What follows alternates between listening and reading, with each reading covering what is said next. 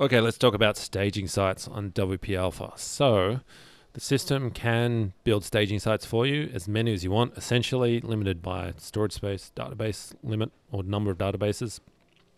To build a staging site or create one, log into the console, choose your website, and in the sidebar, it might be closed, so you might need to click this to open it. In the sidebar, you see WordPress, so click that. Choose the site if you've got multiple sites in the account, and let's have a look here. So we're in the WordPress manager. You can also access this by just going to WordPress here on the left sidebar, but you want to clone the site. So click clone, and you'll see here you can clone into a staging site. So typically we would recommend not, so you can actually do it like this where you can use a subdomain. We would generally never recommend that because that'll cause you SEO problems, big SEO problems if Google discovers that subfolder or subdomain, subfolder.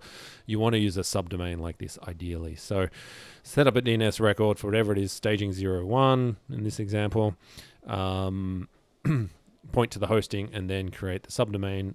It'll automatically do all the rest of it for you. So I will do one here. I'll just call it staging 02 because I don't want to overwrite the staging site that's there.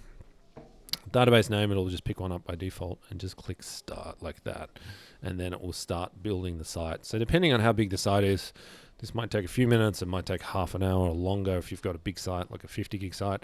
There's a lot of stuff to copy. The site is I think only 400 megabytes, so it'll only take a few minutes.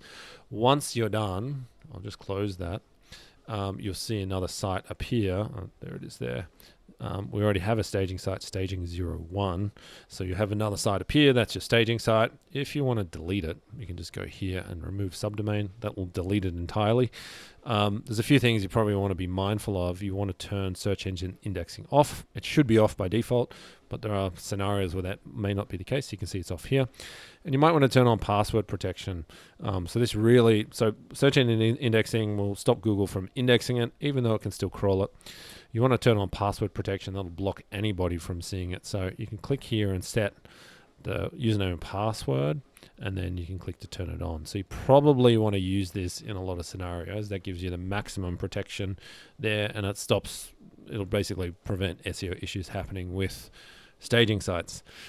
What else do you need to know? The reason why we would recommend also doing it on a subdomain is if the site accidentally gets indexed, which does happen from time to time with staging sites, then it's a pretty simple case of fixing that by redirecting this subdomain back to the main site. So that's why we'd recommend that. When it's done, you'll see in the bottom right hand corner the progress there. You can see, so we're 34% done already. So that should be done in 5 minutes, and it'll be good to go.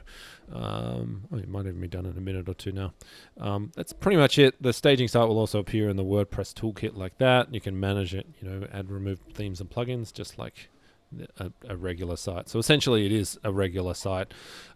We would never recommend cloning it back. A lot of staging sites, people will push the data back from the staging site to the live site. But we generally don't recommend doing that because quite often there's a gap in time between when the staging site was made and the live site was, and it was edited. So there is a time mismatch between the two sites there. And especially if you have a WooCommerce site, you're going to lose order data if you clone it back. So we'd recommend always with staging sites, using it to test stuff, do whatever you need to do. And then when you need to apply the changes to the live site, manually reapply the changes on the live site as opposed to cloning it back over the top. So that is the most safe way to do it, both from a site performance and stability perspective and also from an SEO perspective, because if you clone it back, you may actually introduce SEO issues where things are pointing to the staging site URLs instead of the live site URLs and so forth. You'll see there, so it's automatically built the site here. It doesn't have an SSL certificate, but it will try and issue one by default if you've set up this host name to point to the hosting. I'm going to delete this because I don't need it. So you can see, actually I'll go back here and get rid of it. Where are we here? So we're just going to remove subdomain. Yep. See you later. And that's how you remove it. So that'll take 10 seconds or something like that. So that's pretty much it. If you have any questions, if you get stuck, hit up our support team and the guys will happily help you out. Cheers.